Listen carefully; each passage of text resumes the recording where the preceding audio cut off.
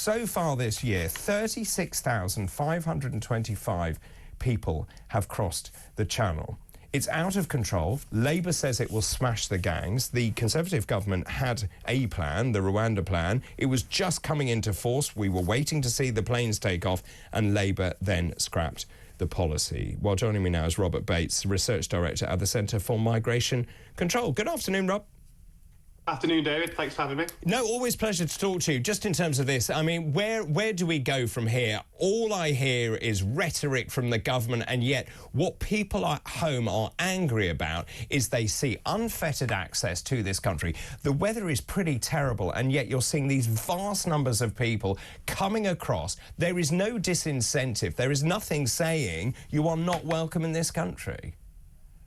It's exactly that, isn't it? We have never seen a winter period like this since records began in terms of small boat crossings. The numbers that have come across in the last week are absolutely staggering, 1,300, I think, in the last 7 days. And the reason for that is that demand has shot up since Keir Starmer became Prime Minister. People have been looking at the action he's taken. They've been looking at his decision to scrap the Rwanda scheme. They've been looking at some of the plans they've been putting in place to extend social housing to those granted asylum and effectively granting an amnesty to those in the backlog. And they're thinking, you know what, it is worth making the crossing. And we see incidents like that we saw in the Channel a couple of days ago where sadly people lost their lives. And that is simply because the demand now is so huge that the people smugglers are having to crowd as many people as possible into these boats to keep up. And that is entirely because of the decisions taken by the Labour Party. Unfortunately, because they've bound themselves into a bit of a knot talking about smashing the gangs rather than stopping the boats, there's very little that the Labour Party can actually do. We've seen gimmicks today about them spending 15 million on surveillance satellites to monitor people coming across the Channel. But none of that will actually stop the demand. None of that will actually stop the people that are wanting to make the crossing. So unfortunately, the Labour Party are going to run out of road very, very quickly. OK, so let's talk about the spy satellites. This is a big article in our sister publication, The Sun. The Home Office is spending 15 million quid on satellites, which will be able to track migrants attempting to cross the Channel from space. I think you make a very good point, which is there will be enhanced surveillance for the Joint Maritime Security Centre, which ensures the country can respond to threats to security, law and order. Now, when you read what the Home Office says about this, it will improve our ability to detect dark targets which do not emit tracking data, such as ships used by criminals to smuggle goods. There is no sense, actually, that once you've tracked them, you're going to do anything about it.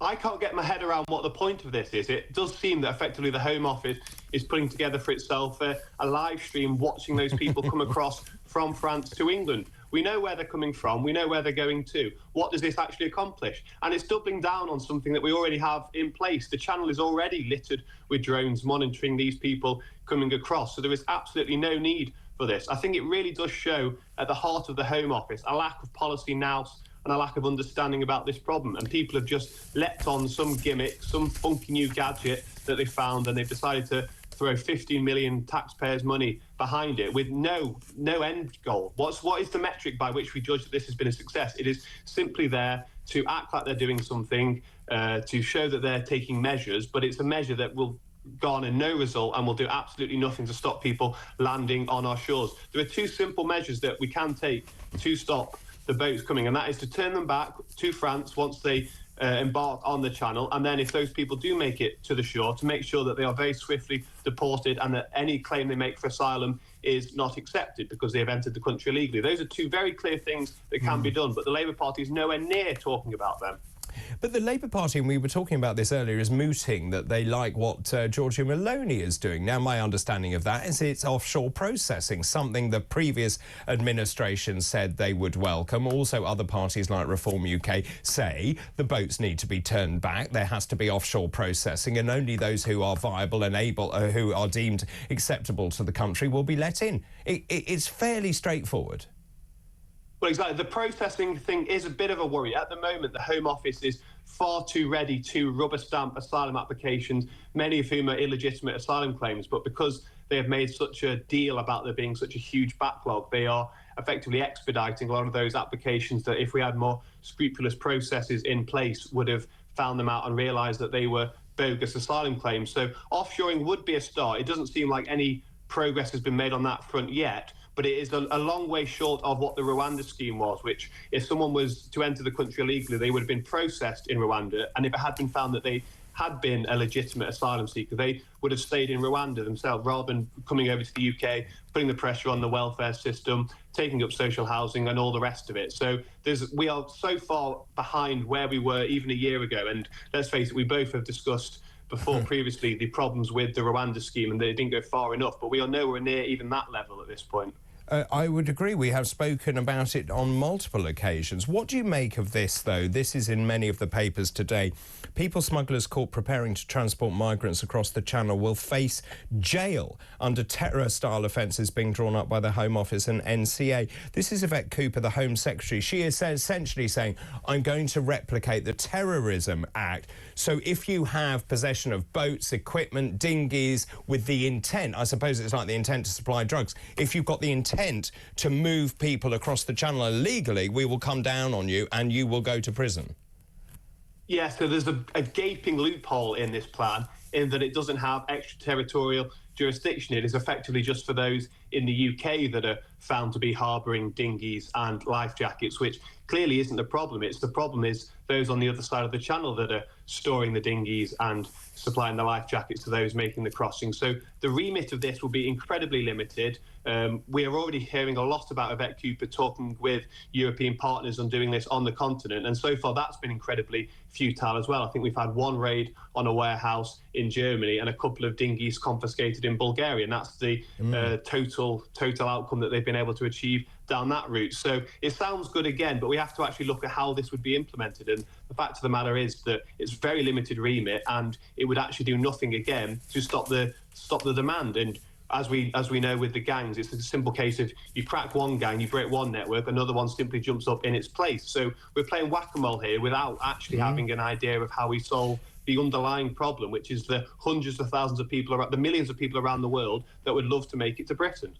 So just in terms of that, who are they actually trying to dupe here? Is it themselves or is it the electorate by saying, well, we've got all of these powers that are coming in, they're also going to get expanded powers to Border Force under the 2000 Act, more search and stop and search powers. But as you rightly say, the problem is not in this country, is it? The problem is on the continent.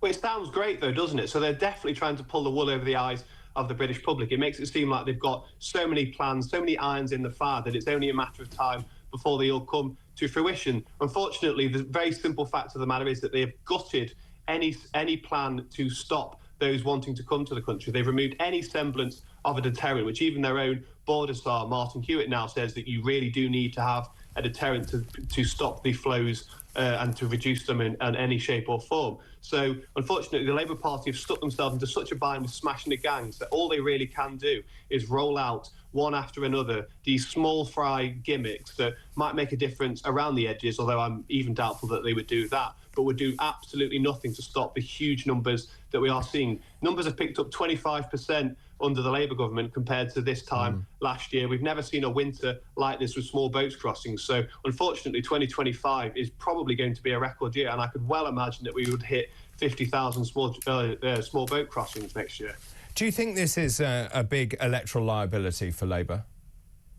It's a huge one. It is the defining issue of the next general election at the moment. Obviously, the economy is on the ropes as well. They've seen to that pretty quickly. But I don't see how the Labour Party that came into office following the Conservatives being severely punished for failing to grapple with this issue can hope to survive in anywhere near the extent that they perhaps entered office in 2024 with this hanging around their neck. Fortunately, they've got a Home Office Minister, Angela Eagle, that just doesn't get the scale of the illegal migration problem. She said on Sky News a couple of weeks ago, well, what do you want me to do about it? How can I know how many illegal migrants we have in the country? So these are the kind of people that we're dealing with, and it shows the sheer disconnect between the Labour government and the very real concerns that the British public have. Robert, always good to talk to you. Thanks very much. Happy New Year to you. Robert Bates, Research Director at the Centre for Migration Control.